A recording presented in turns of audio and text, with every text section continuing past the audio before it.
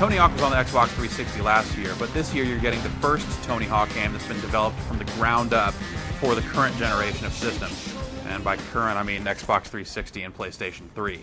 With the upgrade to the new generation of consoles, the game's undergone some pretty dramatic transformations in terms of graphical presentation and animation. A lot of the same trick animations have been used for years and years at this point, and now they're all kind of new, and you have ragdoll physics. And on top of that, there have been some interesting gameplay twists as well. Unfortunately, there's some technical issues and specifically frame rate problems that get in the way on both the 360 and the PlayStation 3. Hey, check it out. I've been tweaking the stair set to make it a little more interesting. Seems like you skate pretty good. Why don't you show me what you got?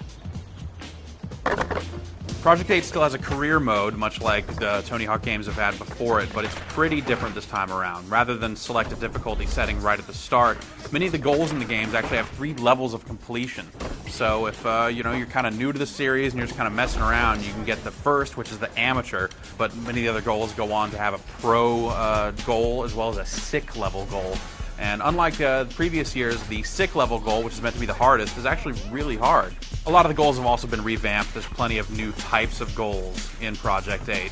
Probably the clearest example of that is the chalk challenge. And these are different types of tricks. You'll have a nada spin or a wall ride chalk challenge, but grind is probably the most common one. And how these work is you'll see just a chalk marking on the pavement or on a rail, and this kind of signifies where you need to start your line, start grinding, start manualing, whatever it says on the chalk. And from there you need to get to the next chalk marker, which is the am line, and then you can maybe get out a little further, you can get to the pro line, and then all the way around to the sick line if you're really good at the game.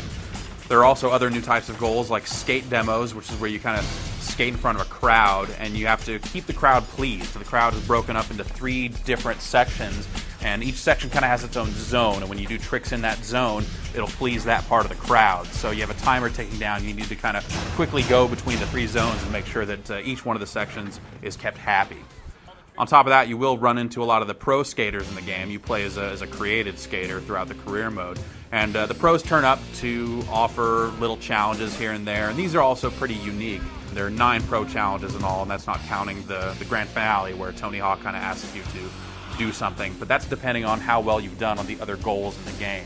If you completed the goals mostly on the amateur level, you'll get one kind of ending or one sort of challenge to end the game with, but if you've done a little better and completed more of the pro challenges, you get a different one, sick, and so on. You're basically working your way up into Project 8. Tony Hawk describes Project 8 as his new venture, which is really kind of creepy sounding. It's really kind of nondescript, but in theory, he's looking for the top 8 skaters in town, and you start out ranked number 200. Each time you complete a goal, each time you find a gap or a secret spot or something like that, you start to move up those rankings, and your goal, of course, is by the end of the game to make number 8.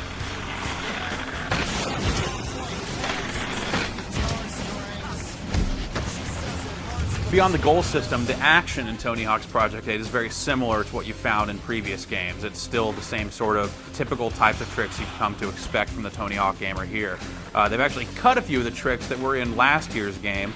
This stuff doesn't really stick out as missing. It's more that they kind of streamlined it and made the trick system work better overall. The new gameplay system in the game is called Nail the Trick, and how this works is at any point you can jump in the air and push in on both analog sticks. When you do that, the game will drop into slow motion and the camera will focus on your feet and the board. At that point, the analog sticks basically become maps to your feet, your left and right foot, so you can kind of move them in different directions and get the board spinning in different ways. The key to this part is that you can branch the tricks, so whenever the board kind of lines up with your feet again, you can push in a different direction and get it spinning in a different way. It is actually quite difficult at first, but as you get used to it, it's a really interesting and pretty cool way to kind of rack up some points.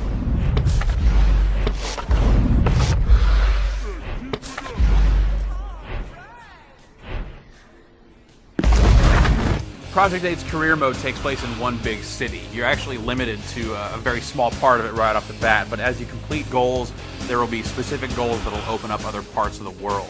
And eventually it just becomes one large, seamless world. It's a wide world with no load times as you move between areas, and it works pretty well. The size of the world is pretty striking, and as you get it all open, it really is an interesting place to skate. At its core, Tony Hawk's Project 8 is the same game on the Xbox 360 and PlayStation 3, but a lot of the external features are pretty different. The major one being the Xbox 360 version has online for up to 8 players, and also has online leaderboards for a lot of the goals in career mode. The PlayStation 3 version doesn't have any online whatsoever. It's a pretty glaring omission. I mean, the Tony Hawk series was the series that kind of pioneered online on the PlayStation 2, and it's just kind of crazy that it's not there at all. On top of that, the performance in terms of graphics is definitely noticeably different, but not in the way you might think. The PlayStation 3 version does look a little bit better in terms of just the still image, the skater models, stuff like that. There's a slight difference, but there is a pretty big trade-off with that, as the frame rate on the PlayStation 3 version dips really, really low in some spots. It's really unstable and pretty uneven throughout. The Xbox 360 version doesn't exactly have a stable frame rate itself, but for the most part, it is definitely more stable than what you see on the PlayStation 3. The PlayStation 3's differentiating factor is that it has support for the 6-axis controller. It's got those gyros inside for tilting it around, and you can basically play the entire game with it almost one-handed. You can steer with it, you can set it to do your balance, you can select tricks with it.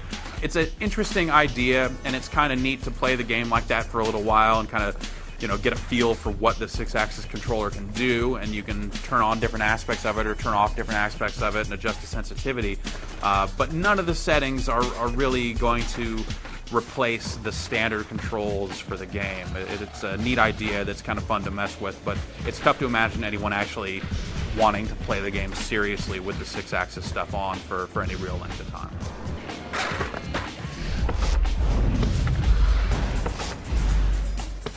Tony Hawk's Project 8 makes a lot of neat and interesting additions to the career mode, the new scoring system, and on top of that, Nail the Trick, and the redesigned career mode with the different goals.